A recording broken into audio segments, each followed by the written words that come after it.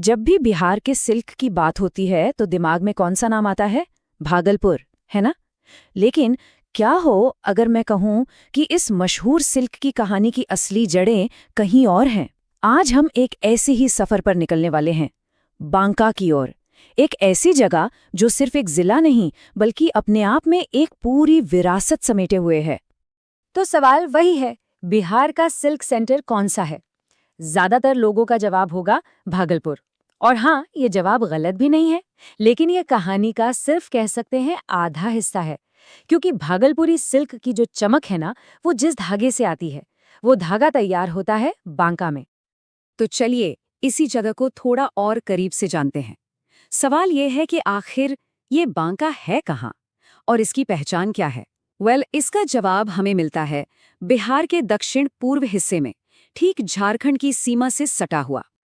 दिलचस्प बात यह है कि बांका नाम की जड़ें तो स्थानीय परंपराओं में बहुत गहरी हैं, लेकिन एक जिले के तौर पर इसकी अपनी पहचान वो काफी नई है।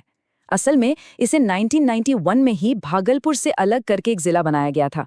तो जरा सोचिए, एक ऐसा जिला जिसकी आत्मा तो सदियों पुरानी है, लेकिन जिसका शरीर एकदम नया है।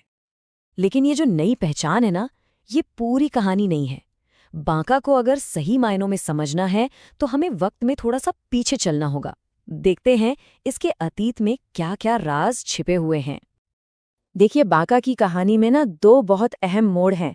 एक तरफ है इसका प्राचीन इतिहास, जब ये इलाका धार्मिक और सांस्कृतिक तौर पर बहुत ज्यादा अहमियत रखता था, और दूसरी तरफ है 21 फरवरी 1991 का वो दिन जब इसने एक नए जिले के रूप में जन्म लिया। ये अपने आप में एक बड़ा ही दिलचस्प विरोधाभास है, नहीं? सदियों पुरानी विरासत और एकदम नई एडमिनिस्ट्रेटिव पहचान। ओके, तो इतिहास तो हमने देख लिया, लेकिन किसी भी जगह की पहचान सिर्फ उसके इतिहास से नहीं बल्कि उसकी जमीन और वहां रहने वाले लोगों से भी बनती है।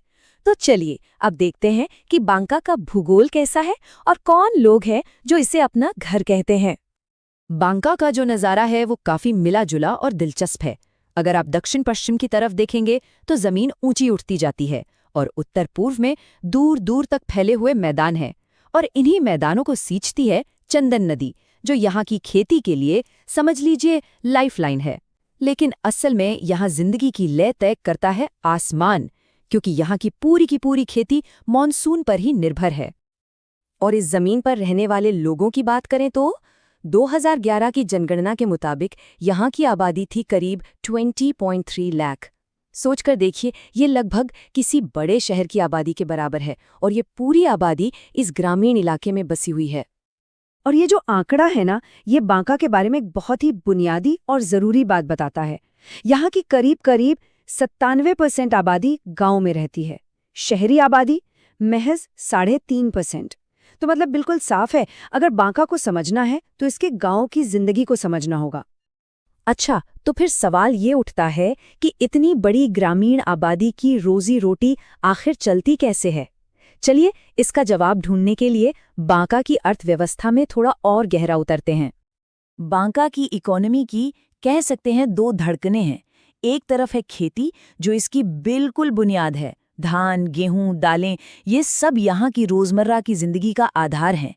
लेकिन फिर आती है इसकी दूसरी और शायद सबसे खास पहचान, रेशम।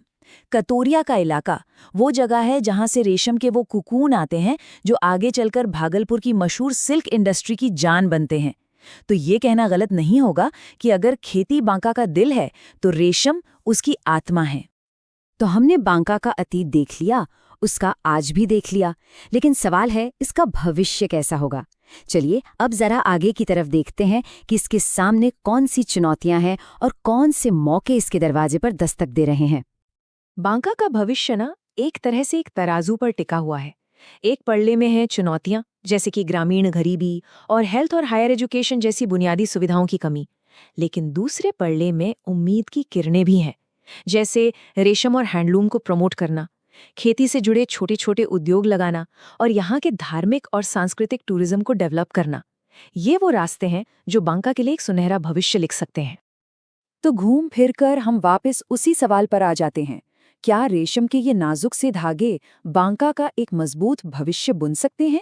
क्या ये सदियों पुरानी कला खेती पर टिकी इस पूरी इकोनॉमी को एक नई उड़ान दे सकती है? इसका जवाब अभी लिखा जा रहा है, बिहार के दिल में, एक एक धागे से।